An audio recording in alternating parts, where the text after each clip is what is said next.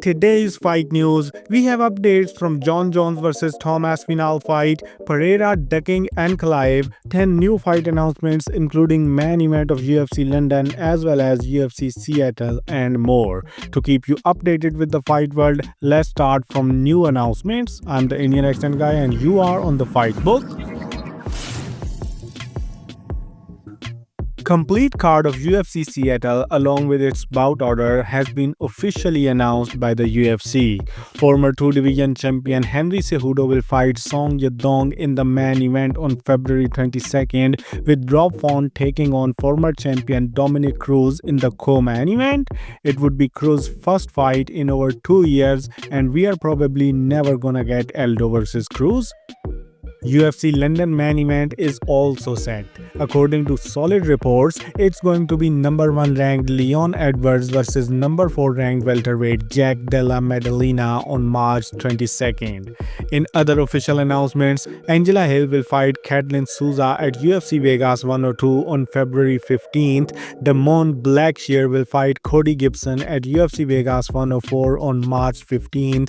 Ateba Guitier will fight Jose Medina and David Martinez takes on Simon Oliveira at UFC Mexico on March 29th. Dione Barboza also withdrew from her UFC Mexico fight against Yasmin Horechi. Horechi will now face Yulia Polastri on March 29th. Marcin Petrino also out of his fight against Jimmy Crute at UFC 312. Crute will now face a replacement opponent in Rodolfo Bellato on February 8 at UFC 312 in Australia. By the way, UFC 312 poster has also been released. Chris Curtis, who is fighting this weekend against Roman Kopylov, revealed that his fight against Alex Pereira was in the works in early 2022 but was eventually scrapped after Curtis realized he had no path to victory if they fought. By the way, when I had said that Pereira is ducking Ankalaev, people were going mad in the comment section. Now UFC color commentator Joe Rogan also gave some insight into Alex Pereira's next move and says Pereira is trying to avoid Ankalaev and he is doing so just to make Ankalaev wait.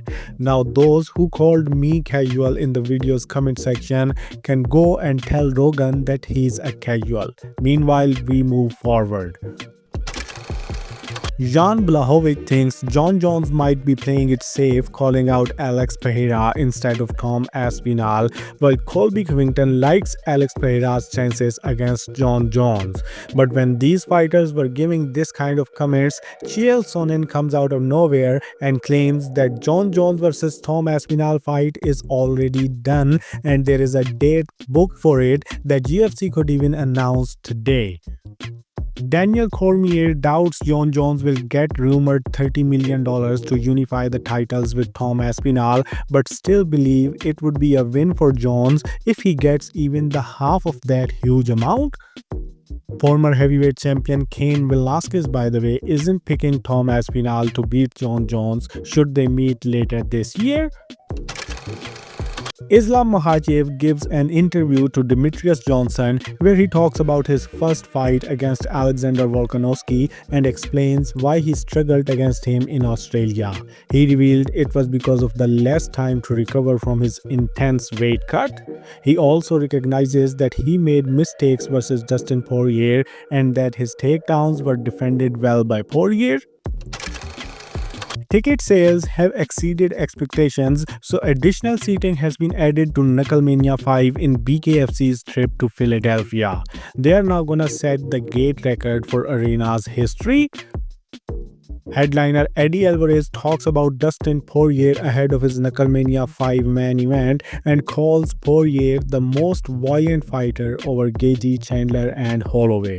Alvarez wants to finish his trilogy fight against Dustin Poirier in BKFC after Poirier's retirement fight in the UFC. Alvarez's opponent Jeremy Stephens demands his well-deserved respect for taking a tough fight in the enemy's territory. Listen guys, let's not call him who the fuck is that guy if he beats Alvarez. Anyway, featured bout of the card between Bryce Hall vs Kimbo Slice Jr. is off. Real reason is still not known, but both fighters are accusing each other via social media. Ilia Topuria's coach George Clement says in an interview with MMA Pros Pick that Ilia wants to return to the UFC in May 2025 in the lightweight division. Topuria was previously asked if he would fight Conor, and Ilia had declined it, saying Conor has black energy. He wants Oliveira, who is already in line to get the next title shot. So what? Dustin Poirier? Whoa, I'm tripping. Let's move forward. Movsar Evloev comments on Topuria's intention to switch to the lightweight division.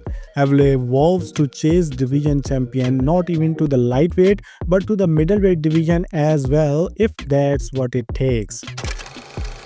Nickal talks about a future fight between him and Khamzat Chimaev and says he is only interested in Khamzat fight if it is for a middleweight title. He said Khamzat can't take him down and will get tired. He said the longer the fight between them went, the more it would suit him. He also talked about his viral grappling video with Jon Jones. Nickal claims he held back against Jones in that surprise grappling duel because he didn't want to humiliate Jon Jones in front of 50 people.